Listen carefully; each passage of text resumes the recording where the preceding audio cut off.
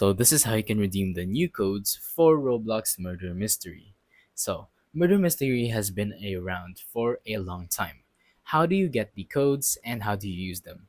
Well, let's start with how to use these codes. You're going to want to start by going to inventory at the left side. As you can see, there's inventory, shop, and spectate. You're going to want to tap on inventory and this will pop up.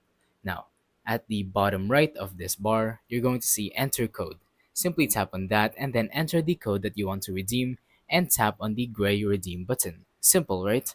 Now, let's look at the available codes that we can use in the game. I'm just going to open up Safari and open up this website. As you can see, it says there are currently no working codes for Murder Mystery 2. You can check back regularly because they're going to update the page often. So basically, there are no new codes for Murder Mystery, but if you want to keep checking every day, you could always just search for murder mystery codes on Google. I do that with a lot of games. So, for example, if I'm trying to look for a code in a certain game, all I have to do is type in the game name and then type in codes at the end. So, here are the expired codes that you may have used already.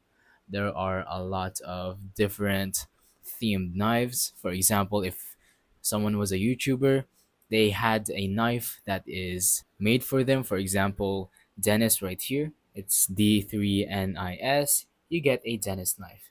So yeah, these are the expired codes and these are the active codes, which are none because there are no new codes and no codes that are currently available.